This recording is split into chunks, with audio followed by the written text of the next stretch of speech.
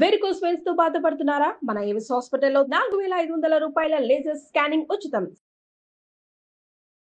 నమస్తే అమ్మా. నమస్తే అమ్మా. అమ్మా, ఈ రోజు యశ్వంత్ ప్రొద్దుటూరు కేసు మీద వచ్చే ఉంటుంది అమ్మా. విన్నామమ్మా. ఉపాధ్యాయురాలు కడుపులో ఇలా గుగులు వచ్చేస్తుంది, మరి కడుపు చుమ్మలు చుట్టిందంటారా, అట్లా అయిపోయింది. కన్న తల్లి ఉపాధ్యాయురాలు. అందులో తను కొన్నిసార్లు ఫిజికలీ హ్యాండిక్యాప్డ్ పర్సన్ అని చెప్తున్నారు. అంటే not like well of body తనది. అందుకే వెనకాల నుంచి సడన్ గా వచ్చి తన కత్తితో దాడి చేస్తుంటే తనను తను ప్రొటెక్ట్ చేసుకోలేకపోయింది అని అంటున్నారు. చంపేసి మళ్ళా వీధిలోకి లైక్ బాల్కనీలోకి లాగేస్తే ఆ బ్లడ్ అంతా అసలు ఆ స్టెప్స్ మీద నుంచి పారుతుంది. ఎట్లా తట్టుకున్నాడమ్మా అసలు కన్న తల్లిని? అసలు వాడు ఏంటి మైండ్ సెట్? ఫిజికల్లీ వీక్ అని కాకపోయినా కొడుకు అట్లా చేస్తాడని ఎవరు అనుకోరు గనక, అన్ఎక్స్పెక్టెడ్ గనక అది హఠాత్తుగా జరిగినటువంటి సంఘటనే అనుకోవాలి. దాన్ని షాక్ లో ఉండుంటుంది. మరి ఇంకా దరిద్రుని తిట్టుకుంటా వచ్చావా నువ్వు ఇంకా హైదరాబాద్ నుంచి అని వాడి కోసమే వండి పెడుతుందంట ఇంకా కిచెన్ రూమ్ లో. నాన్నని అడ్డొస్తాడేమో నేను చంపబోతుంటే అని చెప్పి రూమ్ లోకి వేసి అప్పుడే స్నానం చేసి బెడ్రూమ్ లోకి వెళ్ళిన నాన్నని ఆ రూమ్ లో తండ్రిని కాకుండా తల్లినే చంపాడంటే తల్లి మీద ఏమిటా కోపం? తల్లి ఉపాధ్యాయురాలు కదా, అందువల్ల బడిలో పిల్లలకి చెప్పినట్టు ఇతడికి కూడా సరిగ్గా ఉండు నాయనా, బాగా ఉండు అని ఏదన్నా నీతులు చెప్పిందేమో. అది తట్టుకోలేకుండా ఉన్నారుగా ఈ రోజుల్లో ఎవరైనా. నువ్వేం చేస్తే దాన్ని మెచ్చుకోవడం, నీ అంతటి వాళ్ళు లేరు, నువ్వు చేసిందే సరైంది అని ఆకాశానికి ఎత్తేయాలి అనుకుంటారు అందరూ. ఆ కారణంగా తల్లి ఏమైనా ఇతన్ని మందలించిందేమో. అప్పుడు ఇప్పుడు ఇద్దరికి మధ్యలో డిస్కషన్ జరుగుతూనే ఉంటదంట. యశ్వంత్ ఉండడం హైదరాబాద్ లో ఉంటాడు, జాబ్ సర్చ్ మీద వచ్చాడంట. అదే చదువు బీటెక్ అయిపోయింది, ఇంకా ఉద్యోగం రాలేదు అని ఫ్రస్ట్రేషన్ ఉంటే వ్యసనాలకి అలవాటు పడుతున్నావు, నువ్వు హైదరాబాద్ కి వెళ్ళింది ఎందుకు, నువ్వేం చేస్తున్నావు, ఒకగానొక కొడుకు, ఎవరైనా చెప్తారు కదమ్మా, చెప్పకుండా ఎలా ఉంటారు? చెప్పాలి కూడాను. చెప్పకపోతే తల్లి చెప్పలేదని కూడా అంటాంగా, మనమే అంటాం. తల్లి చెప్పాలి, తండ్రి చెప్పాలి, వాళ్ళ స్వభావాన్ని అనుసరించి రకరకాలుగా చెప్పాలి, అందరికి ఒకే రకంగా కాదు. మరి వీడికి ఎలా చెప్పాల్సి వచ్చిందో, ఎలా చెప్తే వాడికి పట్టేదో, ఏమైందో మరి. మీరన్నట్టు వ్యసనాలకే అలవాటు పడి ఉండాలి. ఆ వ్యసనానికి కావలసినటువంటి సొమ్ము చేతిలో పడకపోతే ఆ క్షణాన్ని వాళ్ళు ఏం చేస్తారో వాళ్ళకి తెలియదు. ఎవరిని ఎదురుగా ఎవరినుంటే వాళ్ళని చంపుతారు, లేకపోతే వాళ్ళే ఆత్మహత్యలు చేసుకుంటారు. అంతకన్నా ఎందుకంటే వ్యసనం తాలూకు లక్షణం, అందులో ముఖ్యంగా డ్రగ్స్ లాంటివి గనక అయినట్టయితే అతడికి ఉందో లేదో మనకి తెలియదు, వివరాలు తెలియవు కదా అంటున్నారు. ఏదో ఒకటి నార్మల్ అయితే కాదు అతను, హీఈస్ అబ్నార్మల్. బట్ ఆ వెరీ థాట్ రావడమే హీస్ వెరీ అబ్నార్మల్. చంపాలి అన్న ఆలోచన రావడం అబ్నార్మల్. అయితే డ్రగ్ అడిక్ట్ అవ్వాలి, లేదా మానసికంగా ఏదైనా వ్యాధి మానసిక వ్యాధి ఉండాలి. ఈ రెండు కాకపోతే మరి ఇంకేం కారణం ఉంటుంటుంది? ఎవరితోనన్నా ప్రేరేపించబడి ఉండాలి. ప్రేరేపించబడినా గాని అలా ఎందుకు చేస్తారు? మరి అంత ఇదిగాను. అందులో కన్న తల్లిని మరి ఎవరినో కాదు, అసలు ఎవరిని చీమనే చంపలేం మనం. కుక్కకి దెబ్బ తగిలి కుంటెడుతూ ఉంటే తట్టుకోలేక బాధపడతాం. అట్లాంటిది సాటి మనిషినైతే మరీను అందులో తల్లినంటే తప్పనిసరిగా వికృత మనస్థితి ఏదో ఉంది అతడికి, సహజ స్థితి లేదు. దేనివల్ల అన్నది మనం చెప్పలేం. ఏ దురలవాటు వల్ల కావచ్చు, ఇంకేదన్నా కారణం కావచ్చు, మరేదన్నా కూడా కావచ్చు. ఇప్పుడు ఆ తండ్రి ఎటు మాట్లాడతాడమ్మా? భార్యని కోల్పోయి ఆ దుఃఖంలో ఒకవైపు అది కూడా అసలు సడన్ షాక్ కదా. వీడేమో హంతకుడు అయ్యాడు, మళ్ళీ ఏమైనా కనీసం అయ్యో నేను ఇట్లా చేశానే క్షణికావేశంలో అన్నా అది కూడా ఉందా? అది క్షణికావేశంలో చేసింది కాదు, అది ప్లాన్డ్ హ్యాపీ. తను చేసిన పనికి తను సంతోషంగా ఉన్నాడు, తీసుకెళ్ళాడు, బయట పడేశాడు, పాటలు పెట్టు కూర్చొని విన్నాడు. తండ్రిని అడ్డొస్తాడేమో అని చెప్పి గదిలో పెట్టి తలుపేశాడు. వేసి మళ్ళీ అయిపోయాక పని అయిపోయిందని చెప్పాడు. అంటే దాన్ని బట్టి అతడు ఎంత కోల్డ్ బ్లడెడ్ మర్డర్ చేశాడు. అలా చేయాలంటే అది క్షణికావేశంలో చేసింది అయితే కాదు.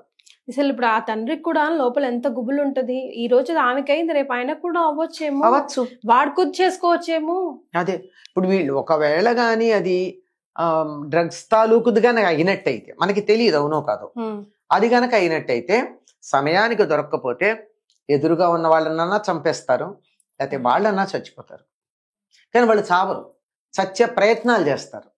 వాళ్ళకి ఆ స్థితిలో లేకుండా పోవాలని ఉండదు, బతికుండి డ్రగ్స్ తీసుకోవాలని ఉంటుంది. అందువల్ల దానికి ఇతరులని భయపెట్టడానికి, ఏదో రకంగా ఆ డబ్బు సంపాదించటానికి కావలసిన పనులు ఏవైనా చేస్తారు, చచ్చినంత పని చేస్తారు. అంతేగాని చావరు. ఎదుటి వాళ్ళని అయితే చంపేస్తారు. అది ఉంది. ఒకవేళ డ్రగ్స్ అయితే ముందు దాని కింద అరెస్ట్ చేయాలి వాడిని. అదే తీసుకెళ్లిపోయారు, కానీ అసలు అర్థం కావట్లేదు. తీసుకెళ్లిపోయారంటే వాడేం పారిపోతే కదా వెతకడానికి, హాయిగా చేసి అక్కడే ఉన్నాడుగా, నేనే చేస్తానని ఘనంగా చెప్పుకుంటూ. విజువల్స్ కూడా మన దగ్గర ఉన్నాయి. అసలు అమ్మో, వాడిని చూస్తుంటే అసలు అర్థమే కావట్లేదు. మానసిక స్థితి ఎలా ఉంది, ప్రస్తుత సమాజానికి పట్టినటువంటి ప్రస్తుత సమాజాన్ని మనకు చూపిస్తూ ఉన్నటువంటి ఒక చిన్న క్లిప్పింగ్ మాత్రమే. ఇలాగే ఉంది తల్లిదండ్రుల పెంపకం గాని, పిల్లల పెరుగుదల గాని, వాళ్ళ మానసిక స్థితి గాని ఇలాగే ఉంది. ఒకటి, వాళ్ళు ఎలా తయారయ్యారంటే పిల్లలు అంటే తట్టుకోలేరు, దేన్ని కూడా లెట్ ఇట్ బి ఎనీథింగ్. ఆఖరికి ఇంట్లో వంట కూడా తను అడిగిన కూర లేదని అమ్మ మీద ప్లేట్లు గిరాట్టేసేటటువంటి పిల్లలు కనపడుతున్నారు. తల్లి మీద వెయ్యొచ్చా అట్లా? తల్లి మీద హోటల్లో వేయి చూద్దాం.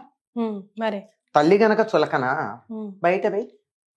డబ్బులు ఇచ్చి తీసుకునే చోటే దాన్ని నువ్వు బాగాలేదంటే వాళ్ళు ఊరుకోరే. ఇంట్లో ఏం తీసుకుని పెడుతోంది ఆవిడ నీ దగ్గర, ఏం తీసుకుని సేవ చేస్తోంది, అక్కడ చేస్తున్నావు అంటే అస్సలు ఎక్కడా కూడా నో అన్నదాన్ని తట్టుకోలేనటువంటి పరిస్థితి. హోటల్లో అయినట్టయితే వీడు నో అంటే వాళ్ళు నో అంటారు, అయిపోయి టిట్ ఫర్ టాట్. ఇంట్లో అమ్మ అనదు కదా. ప్రతాపం ఇక్కడ.